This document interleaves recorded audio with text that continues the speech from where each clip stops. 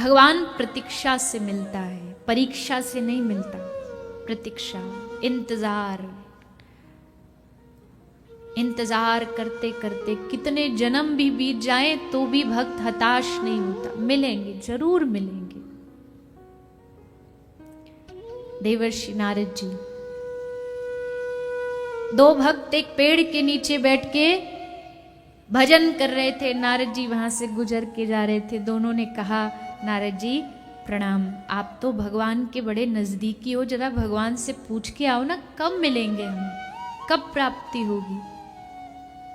नारद जी गए, पूछा भगवान से, प्रभु आपके दो भक्त हैं, पूछ रहे। भगवान ने कहा, नारद बोल दो जाकर के, जिस पेड़ के नीचे वो बैठे हैं ना, उस वृक्ष में जितने पत्ते हैं इतने जन्म और लेने पड़ेंगे, उसके बाद मिलूंगा। नारद जी आए, आके नारद जी ने बताया, वृक्ष के जितने पत्ते हैं उतने जन्म। ऊपर देखा तो पेड़ भी किसका, इमली का। अरे महाराज हद हो गई ये तो। एक उठा, ला बोला, नारद जी प्रणाम, हम तो जा रहे घर, इतने जन्म कौन बर्बाद करेगा, इतने जन्मों तक भजन करो तब मिलेंगे। अरे नहीं नहीं, हमें कुछ नहीं करना, चला गया। और दूसरे भक्त ने जैसे सुना, खड़ा होकर के वहीं नाचने लगा, जोर जोर से नाच रहा है। नारद जी बोले, या तो ये कोई बहुत पहुंचा हुआ आदमी है, या इसका कोई दिमाग का बोल्ट ढीला है। नारद जी ने कहा, तूने मेरी बात नहीं सुनी, ये जितने वृक्ष के पत्ते हैं ना, इतने जन्मों बाद मिलेंगे। सुना नहीं तूने? तू खुश हो रहा है, इतने जन्म के बाद। जैसे भक्त ने सुना तो रोता हुआ कहता, नारद जी ये गिनती तुम याद रखो, ये गिनती तुम जानो, मुझे खुशी इसी बात की है कि कम से कम भगवान ने कहा तो कि वो मिलेंगे। बस इसी में मेरी जीवन के सारे जीवन खुशी खुशी निकाल दूंगा। जैसे वो नाच रहा था, तुरंत ठाकुर जी प्रकट हो गए, भगवान सामने प्रकट हो गए। अब नारद जी देखे ऊपर से नीचे तक, बोले, प्रभु क्या गड़बड़ कर रहे हो, हमको झूठा साबित, आप तो कह रहे इतने जन्मों बाद मिले हो, इतने जन्मों बाद दर्शन दूंगा। तो मुस्कुराते हुए भगवान ने कहा, नारद अभी भी मेरी वही बात है, इतने जन्मों बाद ही दर्शन दूंगा। आज इसे दर्शन देने नहीं आया, आज तो मैं इसके दर्शन करने आया हूं। इतना विश्वास, इतना भरोसा मेरे ऊपर आ, क्या कहें क्या कहें। प्रतीक्षा, इंतजार, प्रतीक्षा में बड़ा बड़ा रस है, बड़ा आनंद है। मेड़ता से रोती रोती मीरा वृंदावन आई, एक तारा लेकर के नाचती नाचती वृंदावन पहुंची तो किसी ने कहा, मीरा जी देर हो गई, कृष्ण तो मथुरा चले गए, कृष्ण तो द्वारिका चले गए, मथुरा से विदाई हो गई, द्वारिका चले गए। मीरा ने सुना तो नाचने लगी। लोगों ने पूछा, मीरा तू नाच क्यों रही है? अरे जिससे तू मिलने आई थी वो द्वारिका चला गया। तो हंसती हुई मीरा कहती, अगर मिल जाता तो यात्रा यहीं समाप्त हो जाती, अब नहीं मिला है तो अब उसकी याद में रोती रोती, उसको रिझाती रिझाती द्वारिका तक जाऊंगी और उसको मनाऊंगी, उसको प्राप्त करने के लिए इंतजार करूंगी। प्रतीक्षा में बड़ा आनंद है। खड़ी हो गई विदुरानी, बोल नहीं पा रही, वाणी बंद हो गई, कुछ कह नहीं पा रही।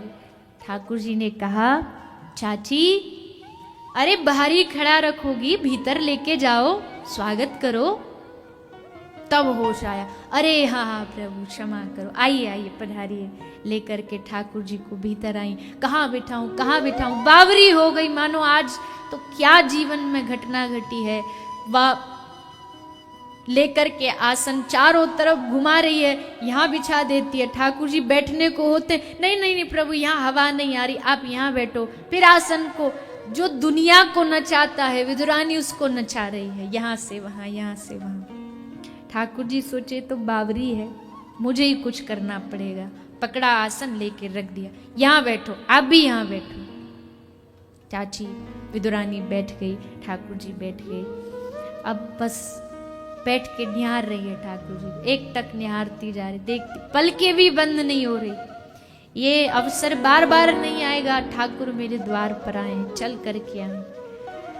बस देखती जा रही, निहारती जा रही है। तो भगवान ने स्वयं प्रस्ताव रखा। भगवान ने कहा, अरे चाची कुछ खिलाओगी पिलाओगी कि ऐसी भूखा बिठाए रखोगी? अरे हाँ हाँ प्रभु, क्षमा क्षमा। भागी दौड़ी, भागती भागती रसोई घर में गई, क्या बनाऊं, क्या खिलाऊं, क्या दूं? बावरी की भांति भागती भागती एक केला उठा करके लाई। केला को ला करके ठाकुर जी के समक्ष बैठ गई, छिलका उतार रही है। और इससे आगे की कथा तो मैं क्या ही बताऊं, इतिहास बना दिया। उस बावरी विदुरानी ने छिलका लेकर के गिरी को बाहर फेंकती जा रही है और ठाकुर जी को छिलका पवाती जा रही है। बड़ी बात ये नहीं थी कि विदुरानी भूल गई कि वो छिलका खिला रही है, बड़ी बात ये थी कि स्वयं ठाकुर जी भी भूल गए थे कि वो छिलका खा रहे हैं। उनको भी होश नहीं है, उनको भी मालूम नहीं है क्या हो रहा है। प्रबल प्रेम के पाले पड़कर प्रभु को नियम बदलते देखा। भगवान सब नियमों को बदल देते हैं प्रेम के खातिर। तुम भाव से, हम प्रेम से खिलाते नहीं, इसलिए 56 भोग खाने आते नहीं। विदुरानी ने छिलका खिलाया, सो पा रहे हैं बड़े प्रेम से। पंक्ति है ना, एक प्रसिद्ध पंक्ति है, भक्त बड़े भाव से गाते हैं।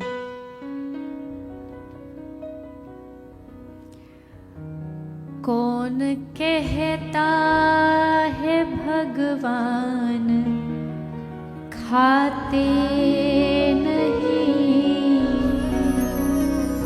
कौन कहता है भगवान खाते। ये तो आप सबको आती है पंक्ति, तो गाइए। कौन खाते, कौन कह, आगे बेर शब्द,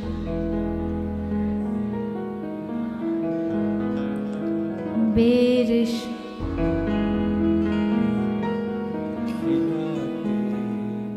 अच्युतम केशवम कृष्ण दामोदरम, अच्युतम केशवम कृष्ण दामोदरम, राम नारायणम जानकी वल्लभम, राम नारायणम जानकी वल्लभम, राम नारायणम जानकी वल्लभम, राम नारायणम जानकी वल्लभम।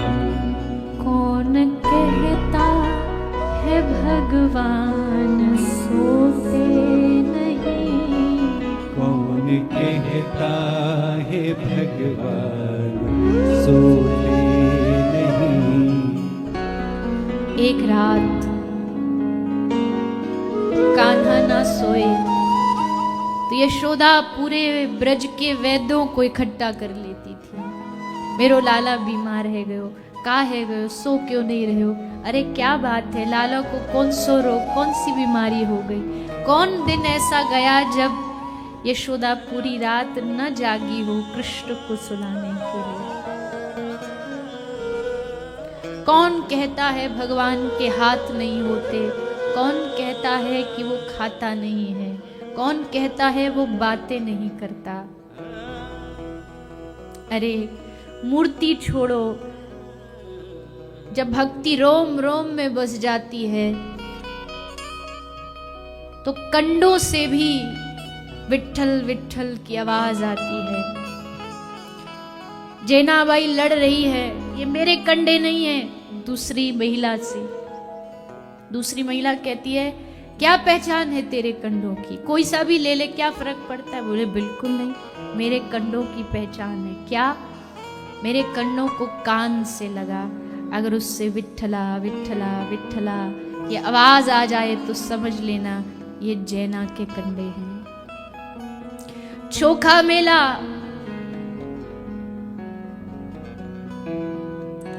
मजदूरी कर रहा है, मकान बना रहा है, बनाते बनाते दीवार गिर गई, सारे मजदूर मर गए। चोखा मेला भी उसी मलबे में शरीर दब गया, केवल हड्डियां बची, शरीर नहीं बचा। कैसे पता लगे कौन किसका शव है, किसकी हड्डियां हैं? नामदेव ने कहा चोखा मेला की हड्डियों को कान से लगाओ, अगर कान से पांडुरंगा पांडुरंगा सुनाई दे तो समझ जाना चोखा मेला है। कितनी भक्ति रही होगी इन महापुरुषों की कि हड्डियों से विठ्ठल विठ्ठल की आवाज आ रही है। फिर हम कहते हैं भगवान होता नहीं है, भगवान साकार कैसे हो सकता है? पूछो उन गोपियों से, वो गोपी कहती है नहीं चाहिए हमें वो निर्गुण निराकार जिसके साथ हम बातें ना कर सकें, जिसके साथ हम बैठ करके अपनी मन की दशा न बता सके। नहीं चाहिए ऐसा भगवान हमें वो चाहिए जिसका हाथ पकड़ के हम नृत्य कर सके, जिसको हम अपने लाड़ लड़ा सके, अपनी मनुहार कर सके। हमारे घर के जो ठाकुर हैं, जो लड्डू गोपाल हैं, जो राधा माधव हैं, वो कब से इंतजार में बैठे हैं तुम लाड़ तो लड़ाओ, तुम उनसे प्यार तो करो, रोज बैठ के उनसे थोड़ी बात तो करो। वो बोलने के लिए तैयार है पर किससे बोले? समय ही नहीं हमारे पास बात करने को। कभी हमने भाव से उनसे पूछा नहीं आज क्या खाएंगे आप, आज क्या पाओगे आप, आज कहां जाने का मन है बताओ। बस पत्थर की मूर्ति समझते हैं और फिर कहते हैं भगवान अनुभव नहीं कराते। कैसे कराएं अनुभव? कौन कहता है कि भगवान के सामने बैठ के लंबे चौड़े संस्कृत के श्लोक से ही रीझेगा? टूटी फूटी वाणी ठाकुर जी के सामने कुछ ना भी बोल सको, उनके सामने बैठ के दो आंसू बहा दो। कब मिलोगे हमें, कब आपकी प्राप्ति होगी? भगवान कहते मुझे पाने के लिए कुछ ज्यादा नहीं चाहिए, तुम्हारे आंखों का जल, क्योंकि भगवान को तो जल में रहने की आदत है ना, सिंधु में रहते हैं, सागर में रहते हैं। पर ठाकुर जी कहते मुझे सिंधु नहीं चाहिए, तेरी आंख का एक प्रेम का बिंदु गिरा दे, मैं उसी में आकर के समा जाऊंगी।